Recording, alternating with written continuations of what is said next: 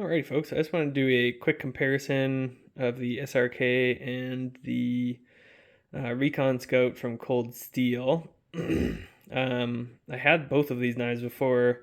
The roles were almost reversed in a way because the Recon Scout had the better steel before, although you could argue these are both very good steels. The SRK that I have now is 3V. There was a deal on Amazon during, I think it was Amazon Day or something, where it was like a deal I couldn't refuse.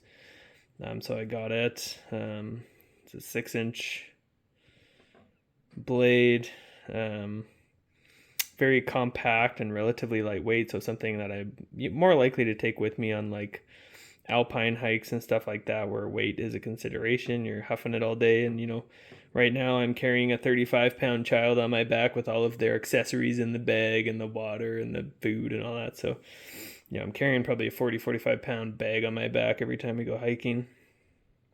So weight is certainly a consideration. So that's what this is nice for, with the cold steel knives. You got that Recon handle, which is basically just rubber. It's just great in all kinds of temperatures and stuff, including very cold temperatures. Doesn't suck the heat out of your hand. And then also the tang, the stick tang, makes it a lighter weight knife, so it ends up being more blade heavy, which actually makes it easier to carry on your belt in multiple different positions and stuff like that, and also just for chopping.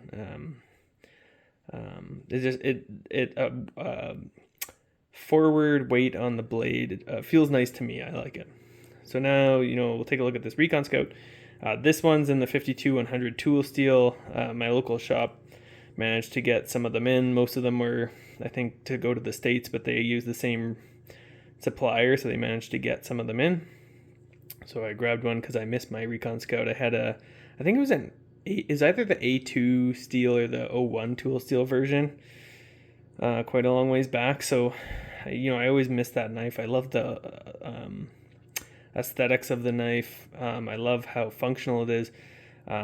It makes it a great survival knife. It's kind of like a heavy tactical knife is kind of the design. You've got this guard here and stuff like that, but it works really well as a survival knife. You can get right up on there, make feather sticks. Because of this flat grind on the blade, and because of how thick it is, it splits wood well, but also is very slicey, which makes it very useful. It's got enough weight on it that you can get back on this handle and do some pretty good chopping of limbs and stuff off, tree limbs. And if you put a lanyard in here, you can secure it better on your hand and get further back on that handle.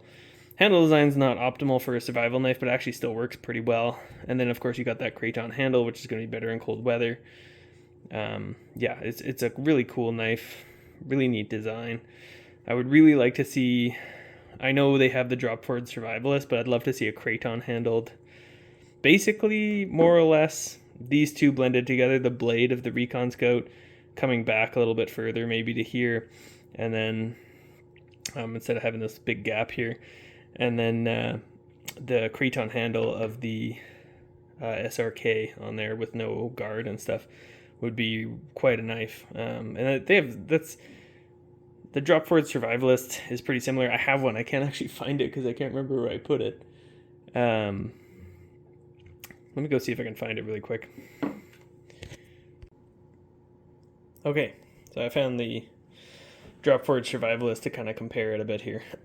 So we'll take this SRK away for now because it's a little bit of a different knife. It's a good survival knife, compact, well, relatively compact, relatively lightweight survival knife. It's got a good amount of thickness, splits wood well, cuts well because of the high saber grind and how narrow the blade is. It's not super great for fine work, but survival is not about fine work, so I think it works really well. And I think because of that narrowness of the blade, it's going to be easier for getting in between ribs and stuff if you get an animal attack or something and you got to be stabbing an animal. Very rare occurrence, but you never know, so put that aside. So let's look at the Recon Scout and the Drop Forge Survivalist. You can see I've used my Drop Forge Survivalist a lot. I've done tons of stuff with it, thrown it, and you can see it's still perfectly straight and everything. You can see the wear from me throwing it on the tip from it sticking into stuff. This thing's dead tough. It's not quite as thick of a blade as the Recon Scout. I don't know if I can stand them both up to compare how thick they are. I doubt it. I'm holding the phone with my other hand here. Let's see if I can kind of turn them both up. Oh, there you go. So you can see the Recon Scout is a lot thicker than the Drop Forward Survivalist. Drop Forward Survivalist has maybe half an inch or a quarter inch longer blade. The handle is better on the Recon Scout. Handle on Drop Forward Survivalist isn't bad. Because you have all this exposed metal here, it makes your hand cold, but that could easily be fixed with some, what I would probably use is electrical tape first around and then some hockey tape over top of that. And that'll kind of insulate your hand from the steel. Fantastic value, this knife. Like, it's relatively inexpensive and you can beat the heck out of it and it comes back for more every time. I believe they're made out of the same steel. Yeah, this one's 52-100 as well. So yeah, just the Recon Scout just has a totally different balance to it. The Drop Forward Survivalist is a little bit more neutral, I'd say, maybe even handle heavy. Yeah, I'd say it's a tad handle heavy. Whereas the Recon Scout is like pretty blade heavy, as you can see there. So just feels like it wants to chop more, feels like it wants to move more in your hand, that kind of stuff. And it also just looks more badass, if you ask me. One thing that I would love to see changed on the Recon Scout is just having the blade coming back more, just like on the Drop Forward Survivalist there. But of course, I'd love these knives to be blended a little bit. I'd love to. I think they had something called like a Ranger or something at one point, and it was basically Recon Scout with more of like a handle like this, but normal handle. I think it was still Kraton. That would have been nice to have, but still really cool knife. Because of that thickness, it's got a bit more heft to it in the blade. It's going to be better chopper. It's going to split wood better. So it's generally probably a hair better of a survival knife, in my opinion. Especially with the Kraton handle, just being able to use it in the cold. You know, I live somewhere where we have very cold winters, so that makes a big difference. Again, you can fix that on this knife without too much effort. So I really think you can't go wrong with any of these cold steel knives. Obviously, the Drop Forward Survivalist is kind of like the poor man's version of the Recon Scout. I think I paid $100 for this. I think they're $150 now, to be honest. And then this is in Canadian dollars, by the way. And the Recon Scout I just paid $300 for. Worth every penny for me because I really liked my Recon Scout. And it's kind of a nostalgia thing. And I'll probably end up using it for kind of my general purpose beater survival knife. And then this guy I tend to keep in my saddlebags on my motorcycle.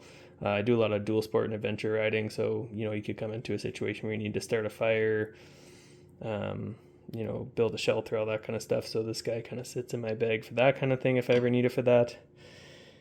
But yeah, these are kind of a knife you can buy and just huck into your truck or wherever you know, if you lose it, you're like, well, not the end of the world.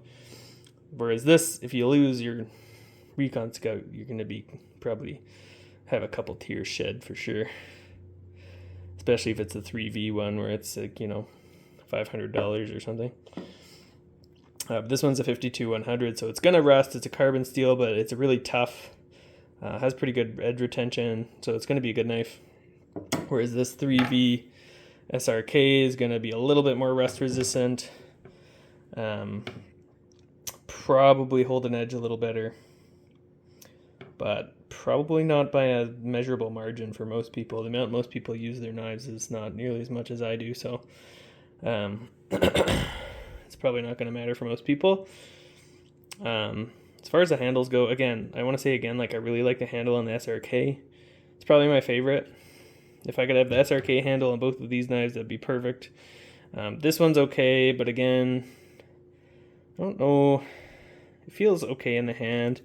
And then you got that bird beak, but I find these bird beaks actually get in the way a lot when you're chopping, as opposed to like they do kind of keep it from flying out of your hand. But that's what a lanyard's for, honestly. Whereas this guy, you're going to be needing a lanyard. But yeah, they're they're all really good knives, and I'm looking forward to kind of doing I wouldn't mind doing a bit of a comparison between these two especially, but just with like how well they split wood, how well they feather stick. I suspect this is going to just do a little bit better at the feather sticking and the finer task just because it's a thinner blade, whereas the Recon Scout's a bit thicker but not too bad, and it's still going to kind of get the job done. I just want to see if it's a little bit wider than I think it's a little bit of a wider blade than the Drop Forge Survivalist, so has a little bit more time to come down to a finer edge. But yeah, it's still going to feather stick okay probably, but it's going to split wood way better. So these guards can get in the way if you're a guy that likes to put your thumb on top, but the thing is you can kind of put your thumb around it and just have it kind of push into your muscle there. It's not too bad.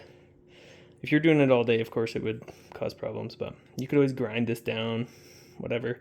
The top part, I've seen people do that a lot. I'll probably just leave it as is. And you can wrap your thumb around here, which I like to do for feather sticking. Sometimes you can kind of get more up on the knife. So hope you enjoyed this little comparison video of these three knives. If you have any questions, drop them in the comments. What do you think? Are you an SRK guy?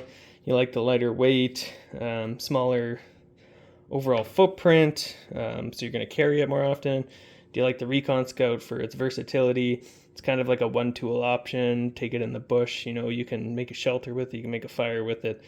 You can defend yourself with it. All that kind of stuff.